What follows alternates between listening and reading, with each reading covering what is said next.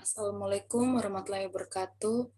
Perkenalkan, nama saya Karen Hampuk Nelwan dari kelas APG PAUD, Stambuk A41120034.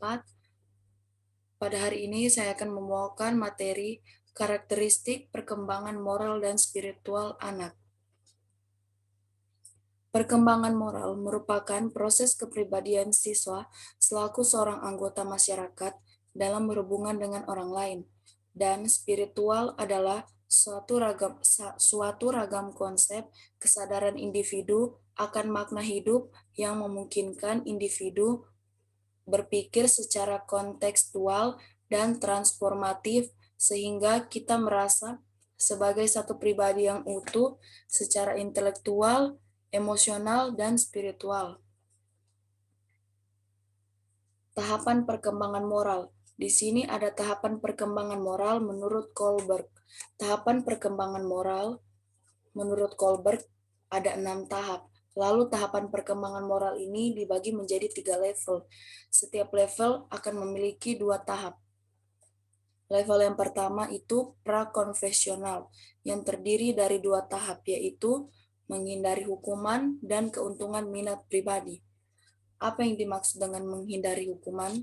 Yang dimaksud dengan menghindari hukuman itu, seseorang memiliki alasan untuk bertindak atau tidak bertindak sesuatu karena untuk menghindari hukumannya. Dan keuntungan minat pribadi itu tindakan dilakukan dengan memperhitungkan apa yang akan didapatkan olehnya sendiri. Yang kedua itu level konfesional yang terdiri dari 2 tahap, yaitu menjaga sikap dan memelihara peraturan. Apa yang dimaksud dengan menjaga sikap? Yang menjaga sikap itu memikirkan bagaimana kesepakatan sosial yang ada dan pendapat orang lain terhadapnya. Dan memelihara peraturan,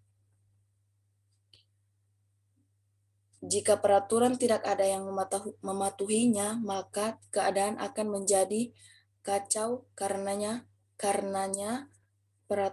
peraturan harus selalu dipatuhi. Dan yang ketiga itu level pasca konfesional yang terdiri dari 2 tahap, yaitu orientasi kontrak sosial dan prinsip etika universal. Apa yang dimaksud dengan orientasi kontrak sosial? Di sini setiap orang memiliki latar belakang dan situasi berbeda. Tidak ada yang absolut atau pasti ketika melihat sebuah kasus, hak-hak individu harus dilihat bersamaan dengan hukum yang ada. Dan yang terakhir itu prinsip etika universal. Prinsip etika universal ini menggambarkan prinsip internal seseorang. Ia melakukan hal yang dianggapnya benar walaupun bertentangan dengan hukum yang ada. Di sini juga ada sikap orang tua kepada perkembangan moral anak. Faktor yang paling mempengaruhi perkembangan moral anak paling banyak dipengaruhi itu oleh lingkungannya. Beberapa sikap orang tua yang perlu diperhatikan sehubungan dengan perkembangan moral anaknya. Di antaranya itu yang pertama, konsisten dalam mendidik anak. Yang kedua, sikap orang tua dalam keluarga. Dan yang ketiga penghayatan dan pengalaman agama yang dianut. Apa yang dimaksud dengan sikap konsisten dalam mendidik anak? Yaitu ayah dan ibu harus memiliki sikap perlakuan yang sama dalam melarang atau memperbolehkan tingkah laku tertentu kepada anak. Suatu tingkah laku anak yang dilarang oleh orang tua pada suatu waktu harus dijaga dilarang apabila dilakukan pada waktu lain. Dan yang kedua itu sikap orang tua dalam keluarga. Secara tidak langsung, sikap orang tua terhadap anak, sikap ayah terhadap ibu, atau sebaliknya dapat mempengaruhi perkembangan moral anak, yaitu melalui proses peniruan. Jadi, Orang tua juga di rumah harus perlu menjaga sikapnya agar anaknya tetap terdidik. Dan yang ketiga itu penghayatan dan pengalaman agama.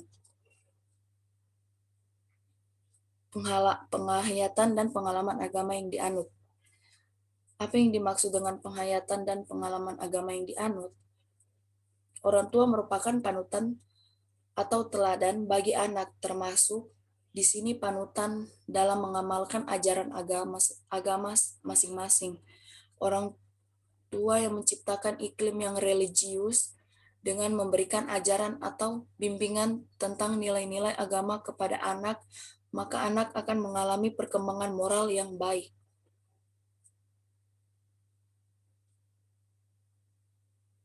Sekian dari saya. Terima kasih.